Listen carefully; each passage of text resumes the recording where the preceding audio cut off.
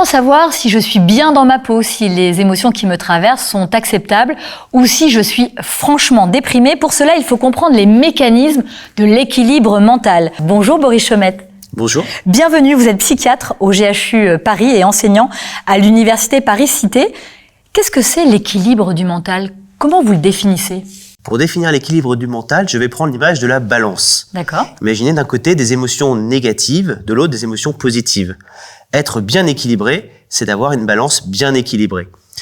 Il faut aussi rajouter tout ce qui va être le support social, les amis, la famille, le travail qui peut nous aider à garder cet équilibre, mais qui peut aussi parfois faire basculer la balance. Alors justement, on ressent des émotions parfois très fortes, ça fait partie de notre quotidien. Est-ce que c'est forcément mal, c'est forcément être en déséquilibre du mental? Quand on est très très en colère, très très triste ou extrêmement joyeux, parce que vraiment, comme vous dites, c'est la balance peut vraiment aller dans les deux sens.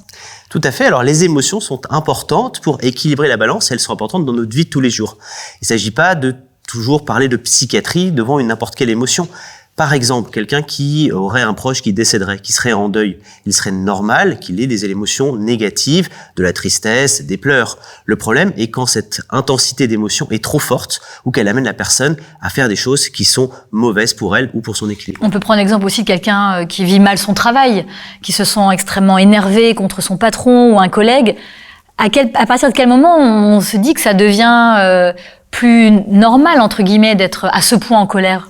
Quand le déséquilibre, vous allez le voir dans le travail, contient notamment la question du burn-out. On a tellement chargé les émotions négatives qu'on vient déséquilibrer cette balance. Et il suffit ensuite qu'un petit rien, une petite émotion négative à la maison, dans sa vie de couple, dans son emménagement, dans sa vie, dans son équilibre avec ses amis, viennent encore rajouter une petite couche et vous voyez l'explosion, le déséquilibre. C'est pour ça que un des symptômes qui est important à reconnaître, c'est cette espèce de sensation d'être un peu à fleur de peau.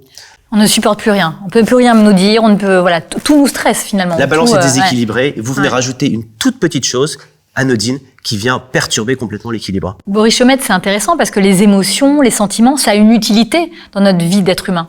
Alors, il y a une double utilité. Il y a une utilité d'abord en termes d'évolution humaine. Évidemment, si je suis dans la savane et qu'un lion s'approche de moi, il vaut mieux que je ressente la peur pour pouvoir m'enfuir et éviter d'être dévoré. Donc, c'est un moteur, c'est une protection. On comprend que les émotions ont eu une utilité. Oui, effectivement, est un moteur dans l'évolution humaine pour protéger les individus. Mais les émotions, elles ont gardé cette fonction aussi dans notre société, puisqu'aujourd'hui, nous sommes une société où il y a besoin de relations sociales. Et donc, avoir des émotions positives, négatives vis-à-vis des autres, ça permet de se protéger. Si je suis harcelé, si on vient sans arrêt me titiller, il vaut mieux que je m'éloigne de la situation.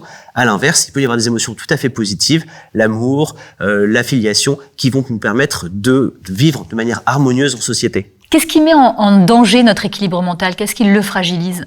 Il y a une question d'intensité. Si j'ai une répétition d'événements de vie négatifs, on va faire pencher la balance du côté négatif.